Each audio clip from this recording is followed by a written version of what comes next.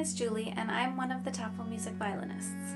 Today I'm going to talk to you about one of my all-time favorite subjects, and that is the music of Heinrich Biber and how to play in scordatura. I think right now is a particularly good time to do some scordatura experimenting because since we don't have concerts anymore, we can put our violins in these different tunings for the day or for a few days or for a few months. Biber wrote, in my humble opinion, one of the best collections of music ever written, the Mystery Sonatas. These pieces were written in Salzburg, and 15 out of the 16 of these pieces are based on the mysteries of the Rosary, so events in the life of Jesus and Mary. And these 15 are all continuo sonatas, which means they all have an accompaniment. And the last one, the Passacaglia, is only for solo violin. Now, 14 out of these 15 pieces are written for scordatura tuning. So scordatura literally means mistuning. So only the first and the last in this collection are written for normal tuning, which is G, D, A, E.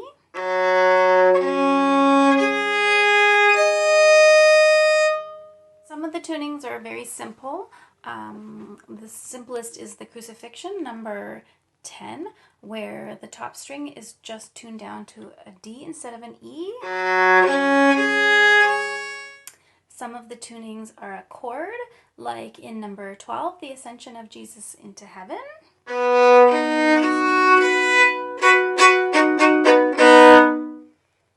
Some of them are ingenious, like in number 6, the Agony in the Garden, which is in C minor, but the strings are A flat, E flat, G, D. One of my favorite ones. And the most wacky one of them all, maybe my favorite tuning, is Sonata number 11, the Resurrection. And this one is also can be the biggest pain in the butt to tune. So I would say if you're playing a concert with a whole bunch of mystery sonatas on it, tune one violin only in this tuning and don't try to move it. You'll be happy you did, trust me. Biber writes a chord at the beginning of each piece that tells you how to tune your strings. So if you look at the chord at the beginning of the Resurrection Sonata, Biber has crossed the strings for us, so our tuning is in octaves, G, G, D, D. So the first thing I would do is tune my E string down to a D.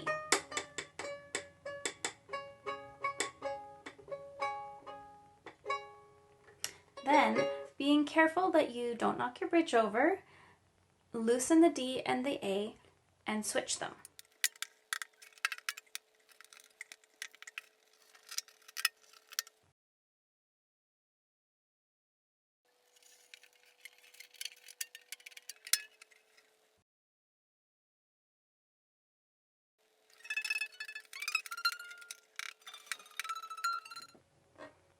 And now that we have our violin in octaves, we can do cool stuff like this. Or we can feel really fancy because of how great our octaves are.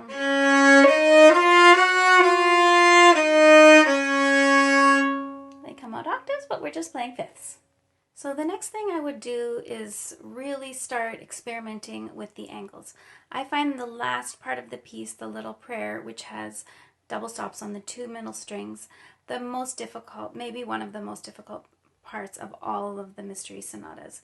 And I usually tell my continuo team, I cannot pay any attention to you during this part, so you're on your own. Please do your best. I cannot help you because I'm busy concentrating, because I find it very counterintuitive that when I want to hear more upper note, I have to bring my elbow up. So practice that first. In a way, this change in mindset that we need to do to be able to play on those 2 middle strings is a little bit like an embodiment of the change of belief that we have to believe in the resurrection. So what was up is no longer up, and what was down is no longer down. And this physical manifestation of change in mindset really brings to life this change in belief system. Someone who was dead can actually be alive. So how does scordatura work exactly? As you saw with the resurrection, Biber writes a chord at the beginning of each piece, which tells you which pitches to tune your instrument to. Some of them are not very far away from normal tuning, and if you're just getting your feet wet with scordaturas, I would recommend starting with those ones first. Anything with the top 2 strings in a fifth, like number 9, carrying the cross, number 2, the visitation, or even number 6, the agony in the garden, are great places to start. Because Biber focuses his writing on the top 2 strings and they are tuned normally in a fifth, I find those easier for tuning. My fingers are just more likely to go down in the right places when there is a fifth on those top strings. Once you have tuned your strings correctly, which honestly is not as easy as it sounds, just look at the music and read the notes normally, as if you would have tuned your strings in the usual way, G, D, A, E. And magically, the right notes, or something close to the right notes, should come out. Look carefully at the key signature. Often you'll see something like an F sharp on the E string, but an F natural on the D string. Because the strings are in a different tuning, those are different notes. What it means is that on the A string you play a high finger 1, but on the D string you play a low finger 2. For example, if you play the beginning of the agony in the garden without looking at the full key signature, and if you only see the F natural on the top, it's going to sound a lot different than if you play the right note. And on the topic of notes, there are wrong notes and wrong accidentals in both the original and the Denkmaler, both the older Denkmaler edition, which is on IMSLP, and also the new one. So look carefully. If you think you have a wrong note, consult with the other editions and see what everybody else is doing, and look carefully at the harmony. You might want to listen to some recordings of some trusted other performers, but I think in the end, use your own instincts. I definitely have chosen certain notes that other people have not chosen to play, that I thought were more correct. So with the scordatura notation, Biber is telling you where exactly to put your fingers. Use open strings whenever you can. When I first start playing in a new tuning system, I rely mainly on reading the notes on the page. But as I get used to it, I start to understand how the tuning system works, and I start to understand what actual notes are coming out. I also would recommend doing some improvising yourself in this new tuning system, even better with a tuner, so that your fingers start to find their new shapes as this new system becomes a new normal for your fingers. You can start with some arpeggios in first position in the keys that your piece is in, and I would just get to know how it feels in this new system apart from reading the notes. Personally, I find the tunings with lots of thirds and fourths require a bit more readjustment of my hand. Especially if I'm playing many tunings in one concert, I'll write little notes to myself at the top of my score, like on the E string, play high finger 1s, on the D string, play low finger 2s, that kind of thing. It really is a retraining of the relationships between the fingers and the angles at which the fingers go down as you move from one tuning system to another. For tuning, I usually tune the strings to the chord or chords that I will be playing the most with in the piece, rather than to each pitch individually. I find that if my strings can work with each other and the chord, I get off to a great start. So if there is an octave, I usually tune those first. For example, in this agony in the garden tuning, I would tune the 2 middle strings to a C minor, and then I would check the A flat, and then I would check the top 2 strings with G major. I find that it takes at least 5 minutes for my violin to adjust to an easy scordatura change, like a one note difference, like going from the Annunciation to the Crucifixion. So going from normal tuning to a scordatura with the top string one whole tone down from E to D. I highly recommend getting an assistant tuner to tune the violin if you are playing lots of mystery sonatas in one concert, and you can send the assistant off stage to tune and warm up on one violin while you're playing the other one, and then you can switch and send her off with the next one. In the recording, I found it really took both my violin and me a good 30 minutes to really readjust to the new system when I was going from one piece to another to really feel comfortable. So take your time. Playing in scordatura demands a lot of patience and a lot of brain cells. And I will warn you, you might play some really weird wrong notes in concerts if your brain shuts off for a split second, which often mine does. So I think I'm used to playing wrong notes that just somehow kind of go with the music in a normal situation, but these improvised notes when you're in a scordatura can come out, let's just say, interestingly. So try not to beat yourself up about it, just move on. We don't have brain power to waste when we're playing these pieces. One of the questions that I often get is, why does Biber write in scordatura? Now this is a more complicated answer, and for that we're going to need a little bit of background. Biber was born in 1644 in Württemberg, Bohemia, now Strasspold-Ralskem in the Czech Republic. At that time it was part of the German part of Bohemia, just southeast of Dresden. Not a lot is known about his early life. It's thought he studied at a Jesuit college, which we'll talk a little bit more about later, in Opava because of close lifelong friendships with other musicians from the college. His first big job was working at the court in Kromeritz, also in the Czech Republic. And in 1670, he got a job in Salzburg, Austria, working for the Archbishop Maximilian Gandalf von Kuenberg, to whom the mystery sonatas were dedicated. He spent the rest of his life in Salzburg and eventually became the Kapellmeister and was knighted. That's where the von Biber comes from. Biber wrote wonderful vocal and instrumental music, but his violin sonatas show that he was one of the most incredibly creative, virtuosic violinists of the 17th century, and in fact of all time. The mystery sonatas were written sometime in the 1670s. Unfortunately, they were never published. The only copy of the sonatas that has survived is a beautiful illustrated manuscript, which was donated to the Bavarian State Library in Munich in the 1890s. The title page of the sonatas is missing, which is why the sonatas are sometimes called by different names: the mystery sonatas, the rosary sonatas, the copperplate engraving sonatas. In the score, each sonata is prefaced with a copperplate engraving of the mystery that it corresponds to before the tuning chord. Beginning with the Annunciation, there are 5 joyful, 5 sorrowful, and 5 glorious mysteries, which end with the coronation of Mary in heaven. And at the very end, there is a Passacaglia for solo violin, which is prefaced by a picture of a guardian angel holding the hand of a child. So why does Biber write scordatura in these pieces?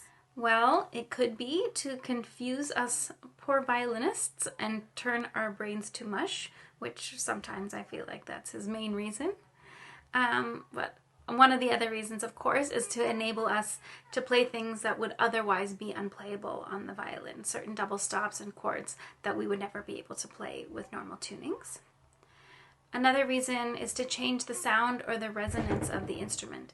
Each new tuning changes the overtones on the instrument. This is especially noticeable in sonatas like the Resurrection with the octaves tuning. Some of the scordaturas, especially when the low strings are cranked up a fourth or fifth, give the instrument a very bright sound, like in the Crowning with Thorns, where the G string is tuned up a fifth to D, or a very resonant mellow sound, like in the Coronation of Mary, where the top 3 strings are all tuned down a whole tone. Another favorite tuning of mine. I love how my violin sounds almost like a viola in that tuning. This was also a very trendy thing to do at the time. Other composers were doing it too on other instruments. Viola da gamba, viola d'amore, which Biber also wrote a very beautiful trio sonata for viola d'amore in the Harmonia Artificiosa Ariosa. But as far as I know, nobody else did it to this extreme. As an audience member, is the scordatura noticeable? And actually, I would say not always. I think the biggest difference it makes is to the performer. Just before I recorded the Mystery Sonatas, there was a wonderful violinist, a student from UCLA named Lindsay Strand Polyak, who came to Tafelmusic's Summer Institute. As part of her program at UCLA, she wrote an incredibly insightful paper about the Mystery Sonatas, and in it, she talks a lot about the meditative elements of the Rosary. Her work was a real opening for me in how to understand Biber's music. Not only was Biber Catholic, but he was a member of the Jesuit order, which he felt so strongly about that he was inspired to change his name. His full name is Heinrich Ignaz Franz von Biber. Heinrich was given to him by his parents, but he added Ignaz and Franz to honor the founders of the Jesuit order, St. Ignatius Loyola and St. Francis Xavier. In the Jesuit tradition, meditation played a central role. For me, these sonatas are like a meditation on each mystery. In his spiritual exercises, St. Ignatius describes the Jesuit mystic practice of visualization and encourages people not only to imagine the act of the mysteries, such as the scourging of Jesus, but also to hear the sound of the whips, the dripping of the blood, to feel the pangs of agony, as if putting himself or herself in that position along with Jesus. He stressed the importance of the individual's experience while meditating on these images and believed each person should reinterpret or imagine the images in their own way. When I was learning these pieces, I started looking at them in terms of this meditation element, and it really transformed my understanding of the music. It's not programmatic like Vivaldi's Four Seasons, but when I started looking for the voices of the different characters in the stories, and if a certain passage were a musical description of a scene like a storm, or a character like Mary, the music suddenly started to come alive. My friend Lindsay also wrote about scordatura in terms of meditation in her paper. She writes, "The Latin derivative of the English word meditate is meditatio, which is defined as a reflection, contemplation of an action, a rhetorical exercise, and most specific, a practice. This latter idea might prove to be a fruitful way of considering how the Rosary Sonatas can function in the Jesuit project of enhanced spiritual experience. In practicing these sonatas, one of the most individual aspects of them is the fact that you literally have to prepare yourself and your instrument for the act of playing one of these pieces. You have to create the sonic space in which you are going to practice a particular sonata. This is analogous in performance studies to what Richard Schechner calls ritual space, or what religious historian Mircea Eliade calls the creation of sacred space. When performing ritual, there is some sort of symbolic gesture that prepares both the body and mind for worship and devotion. This may be the covering of heads when entering a church, the removal of shoes, or anointing the head with water. It is only when the body and mind have been properly prepared for the meditative and ritual acts that the transformational practices of worship and devotion can occur. Schechner writes, when the sacred space is a natural place, a sacred tree, cave, or mountain, for example, one approaches the space with care, but ordinary secular spaces can be made temporarily special by means of a ritual action. Every time you change the tuning of even one string, the sound of the violin changes, and there are small adjustments that you have to make with your fingers. It really feels like you are in a whole new world for each sonata. So for this reason, I have recorded all the sonatas on one violin so we could hear the transformation of the violin as much as possible. In September of 2009, just after Tafelmusic's annual tour to Germany, I decided to go on a field trip to Salzburg because I had heard that there was a room at the University of Salzburg that housed paintings of the mysteries that might have inspired Biber to write these sonatas. I had a lot of problems finding any other details than the name of the room, the Aula Academica, at the university, so I showed up in Salzburg not knowing if it would even be open. My hotel ended up being only 3 blocks away from the university, so on the first day I wandered over to the university and prowled around. No one was around, and I found myself on the second floor, and all of a sudden, there was the Aula Academica. Of course, the room was locked, and I looked around and found a lovely secretary who called the janitor Ziggy the Housemeister, and he was so sweet and let me in. So this is what it looks like now, the concert hall. And Ziggy left me alone there for about 15 minutes. I was snapping pictures like crazy, but then my camera battery ran out. When he came back, I convinced him that I needed to stay in the room the next day for hours. And he let me in, and I was there for 4 hours, and I played through all of the sonatas and took lots of pictures of the paintings and studied them as I played through each and every one of them. It probably was one of the most enlightening days of my life. Getting the chance to go to Salzburg and seeing these paintings convinced me that Biber must have known them. His house was just down the street from the Aula Academica, which was the reading room for a rosary confraternity that the Archbishop, Biber's boss and the person that he dedicated the mystery sonatas to, was a member of. And a rosary confraternity is just a group of people that meet together regularly for the sole purpose of saying the rosary. So there's no doubt in my mind that Biber knew these paintings. I pointed a couple of things that I learned, but you should all plan your trips to Salzburg, put them on your bucket list, and go see the paintings for yourself. The first thing that struck me about the paintings was that the Nativity painting is almost all black. We often think of Christmas as this light and joyful time, and it always confused me that Biber's Nativity was in B minor and very dark with a really difficult tuning that sounds even worse when your keyboard player doesn't tune their instrument in a flattering temperament. But this painting, with its darkness interspersed with pockets of light, inspired me to delve into a more realistic view of the Nativity, looking at what a difficult, lonely, and scary time this must have been for Mary, having her firstborn child far away from home in a dirty place where she didn't know anybody. Another very striking thing about these paintings is the presence of Mary throughout. The structure of the paintings for the agony in the garden, the scourging, and the crowning with thorns was not what I was expecting. Although these events do not directly involve Mary, she is the central figure in the paintings, being comforted by an angel, and Jesus is little and blurry in the background. But when I started looking for Mary in the music, especially the introductions to Sonata 7 and 8, things started making sense to me. I cannot recommend exploring these pieces highly enough. Every time I play one, I love working on it, and audiences love hearing them. They resonate with people in a very deep way.